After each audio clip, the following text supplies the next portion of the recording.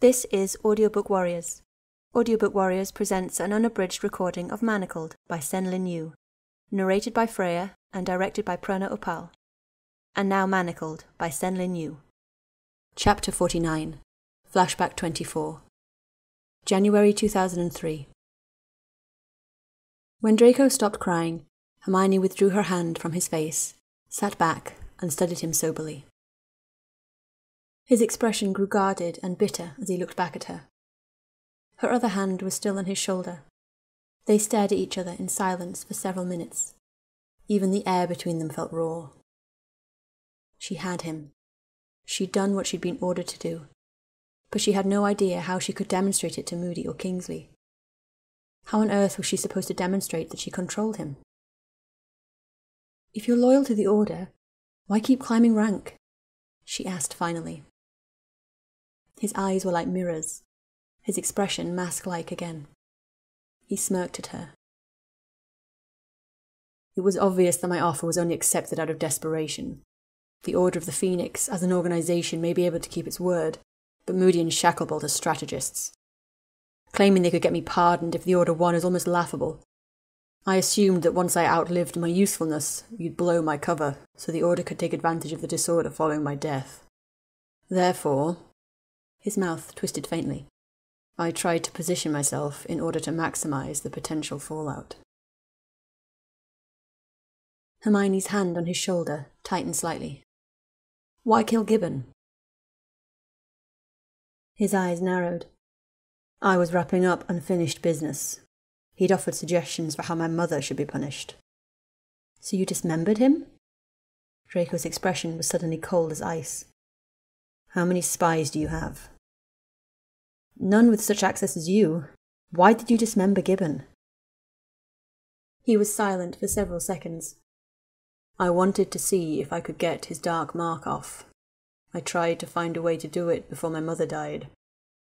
Since I was killing him anyway, I decided to try again. It didn't work, though. I can't find a way to get the fucking thing off." Hermione stared at him doubtfully for several seconds. Whole truth? Half-truth? She wasn't sure. "Why kiss me?" he abruptly asked. "What was the point in all this?" Hermione's eyes dropped for a moment. When she looked up, he was still studying her.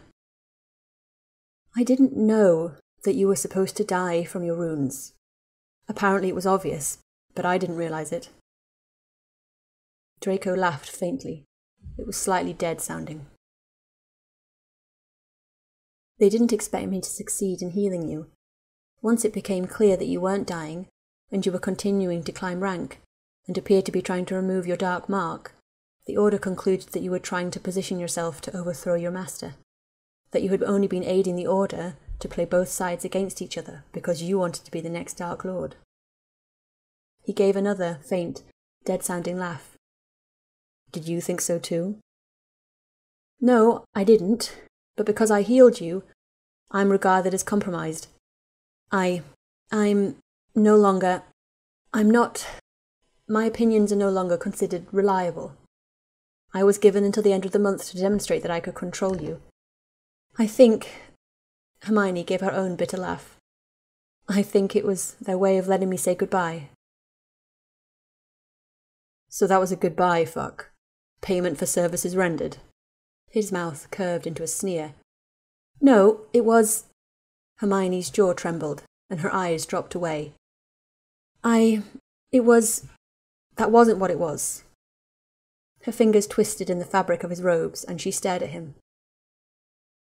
"Why didn't you have me make an unbreakable vow when I offered?" The corner of his mouth twitched faintly. "I wasn't interested in not being betrayed by you simply because I made you incapable of it. After all, I'm sure Shacklebolt and Moody have more than enough to damn me without you." Hermione gave a short nod. She felt as though there was something lodged in her throat. She looked away for a moment and then back into his eyes. I can't choose you over the Order. There are so many people relying on us. Britain's all that's left of the Resistance. I can't choose you over all the Muggleborns. There's nothing There's no hope for them if the Order loses. I know. His voice was clipped. His eyes glittered as he stared at her, his expression vicious, almost mocking. That was all he said. Her hold on his robes loosened, and she gave a disbelieving laugh. He didn't even want to live. He wanted revenge, he wanted to die. Caring for her was a disappointing twist for him. It wasn't enough to make him want to live. She just made it worse. That was all she'd done. Because Severus and Moody and Kingsley hadn't told her, they'd made her think it was real, that it was forever. So she'd play her part convincingly. But it didn't matter. It never mattered, because Draco had always known. She tried to breathe as she absorbed it. She opened her mouth and then closed it. Draco smirked faintly and looked away from her. All right, she said finally, mechanically, nodding faintly. She felt as though she'd been knifed. Reality, cold as tempered steel, had been driven in and dragged through her core, and she was left to bleed to death from it. She swallowed. They said... Her voice broke slightly. They said they'd let me warn you before they expose you. I will come. I'm sorry. He didn't react, not even a flicker. He was just cold. She looked up at him, taking in all the details of him that she had memorized. His hair and sharp cheekbones, the intensity of his eyes, his thin lips and straight white teeth, the precise lines of his jaw, and his pale throat disappearing into the black collar of his shirt. The fabric was twisted slightly. She reached out and straightened it. I am so sorry, Draco. She withdrew her hand and started to turn away. There was no air in the room. She kept trying to breathe, and there wasn't any oxygen at all. She felt as though she might faint. So, what happens to you, Granger, after you choose the Order? Draco's voice casually interrupted her. Hermione blinked and turned her head back. Me? Yes. Draco caught her chin and tilted her face upwards, so that she was looking into his cool silver eyes. They were narrowed as he studied her. What happens to you? If you die? He gave a short nod. Hermione hadn't even considered the question. Her focus had been on trying to find a way to keep Draco alive past January. She hadn't even given a thought to what she would do next if she failed. I don't know, she said with a short, hysterical laugh. She pulled her chin free. They already mostly replaced me in the hospital wing. She shrugged, spreading her hands. Maybe they'll just offer me to the next spy they recruit. Don't joke, I want a real answer. His voice had an edge of fury to it. Hermione looked back up to him and scoffed. I promised myself to you, Draco, I swore it. Now and after the war, I didn't make plans. His expression flickered and then hardened. I thought you didn't want to die. Surely there is something you're looking forward to. She smiled bitterly. I don't have anything left. I'm spent now. Draco was silent. Hermione pressed her lips together and started to stand. She wanted to leave. The room was growing vaguely luminous. I'll swear an unbreakable vow, he said abruptly. Whatever damn thing Moody wants. Would that qualify as sufficient demonstration of control? Hermione looked back at him sharply. His expression was cold, but his eyes burned as she met them. You would do that? She asked, disbelieving. He looked exhausted, but there was an edge of something still seething in him. Let Moody know. I assume he's still willing to act as Bonder. Hermione nodded slowly, still staring at him in wide-eyed disbelief. He sighed and reached up and brushed across her throat, his thumb ghosting along the side of her neck. Hermione felt her breath catch. Why? Why offer? She asked, studying him. He snorted faintly and withdrew his hand. I realize now I didn't take everything into account. It didn't occur to me that I may have made you marketable. He looked away from her. Oh, Hermione said. The Malfoys are closer to being dragons than they are wizards. They do not share. They are obsessive about what they regard to be theirs. She felt tempted to laugh, She swallowed hard. All right then. There was something else she should say. I'll let Moody know. He gave a short nod of acknowledgement. He didn't say a word as she stood up and gathered her satchel.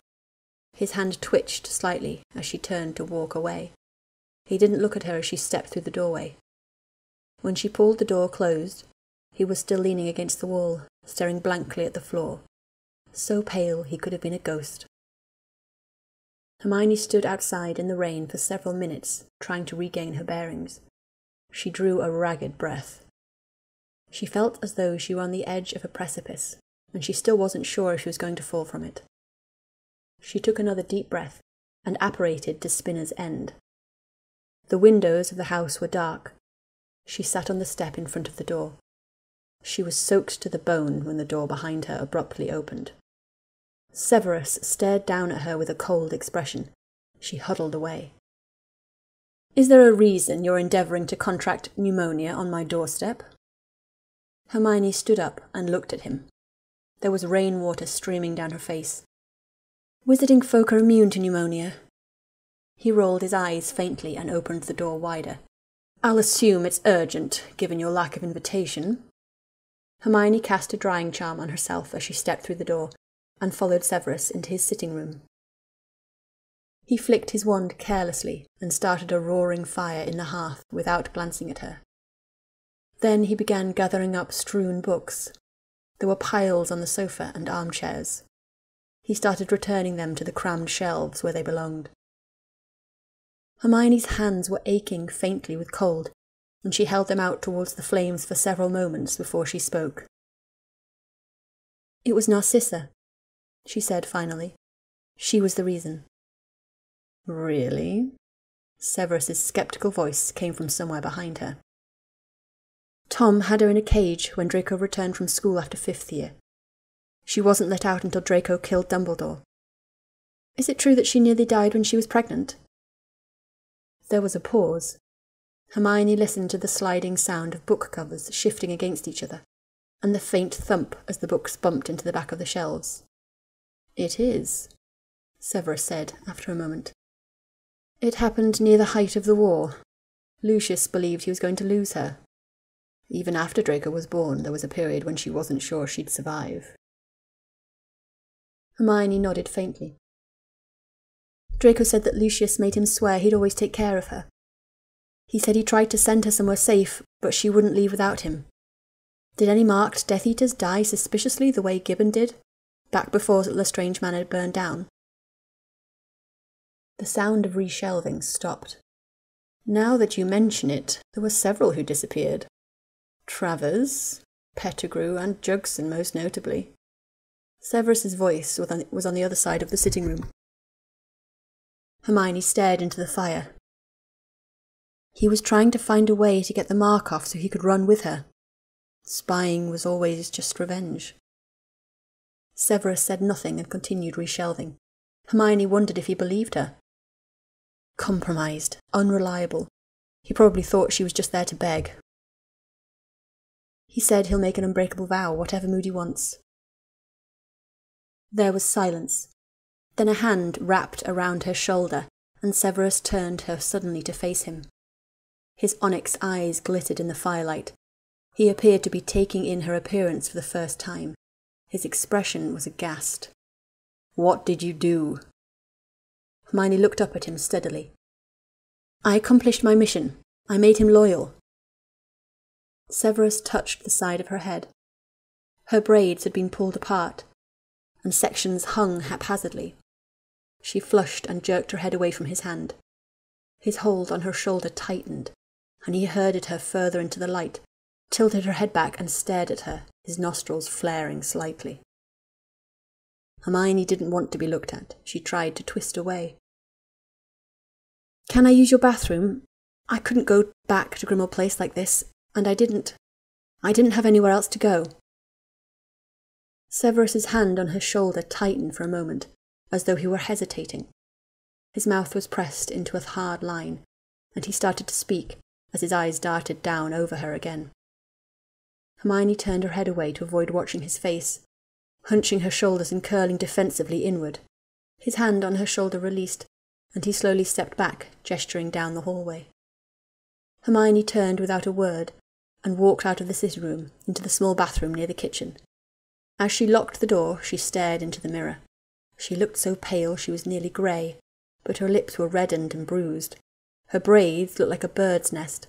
Her shirt was torn. She hadn't noticed it when she'd been redressing.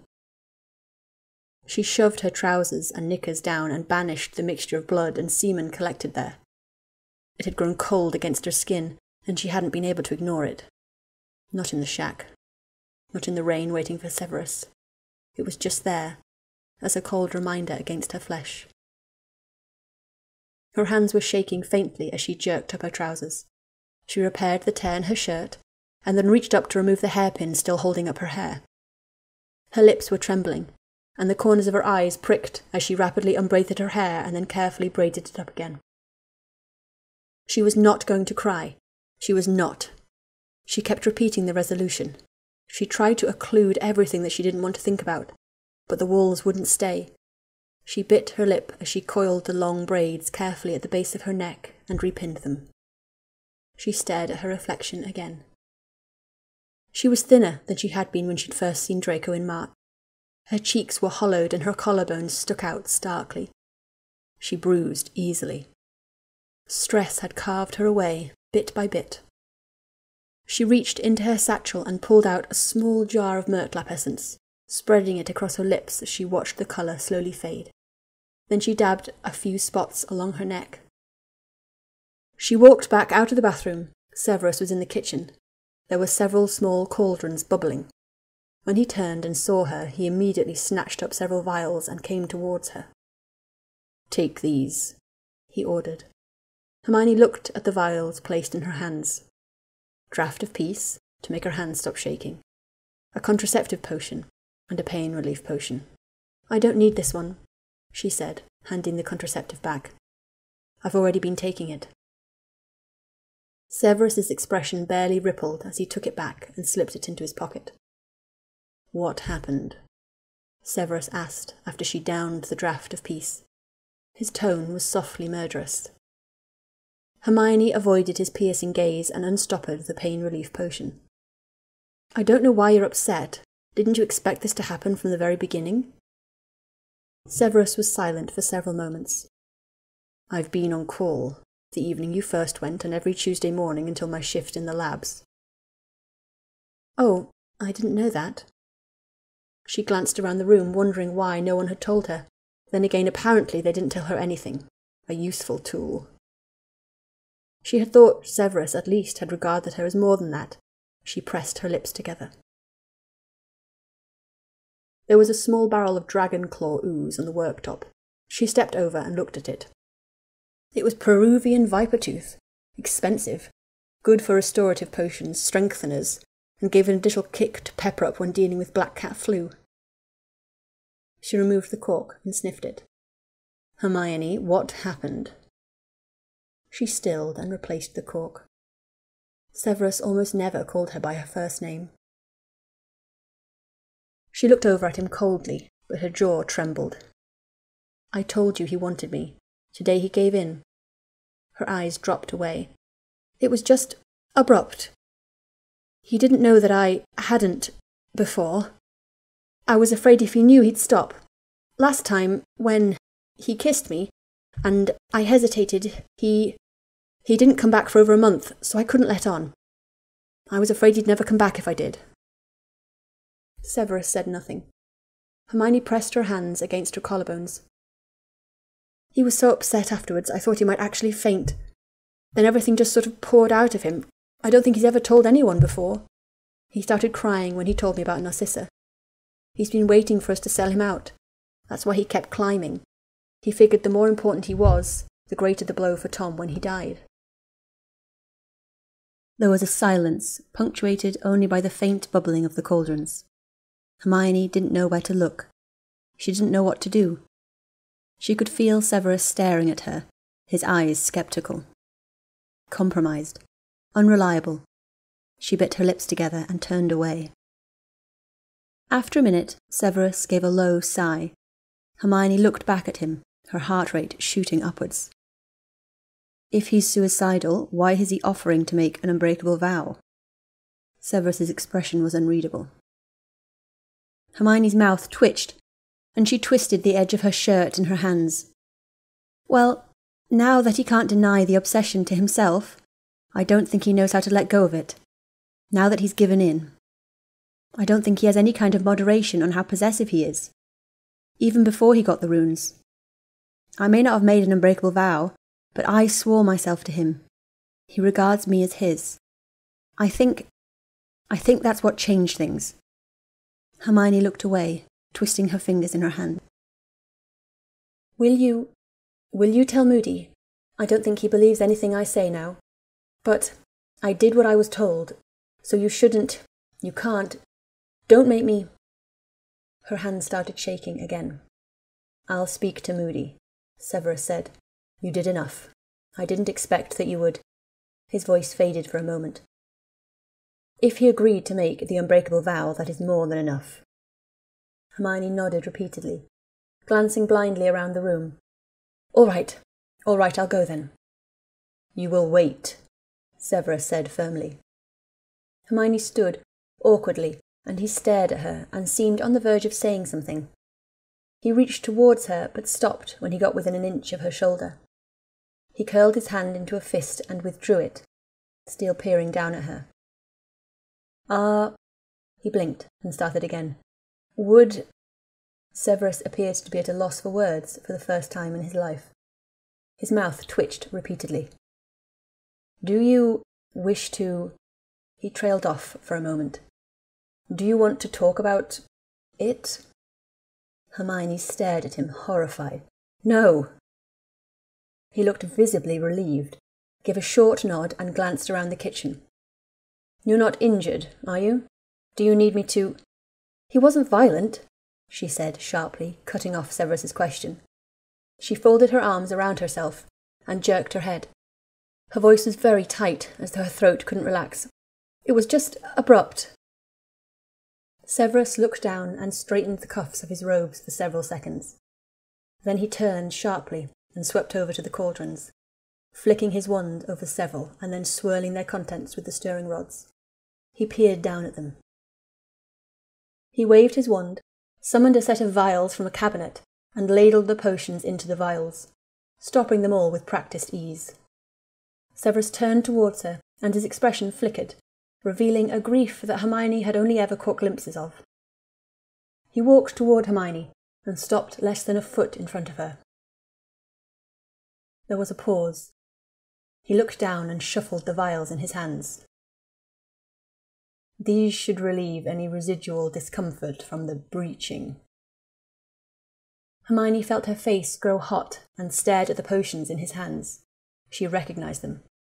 Expensive pain relief. It's not that bad, she said, avoiding his eyes.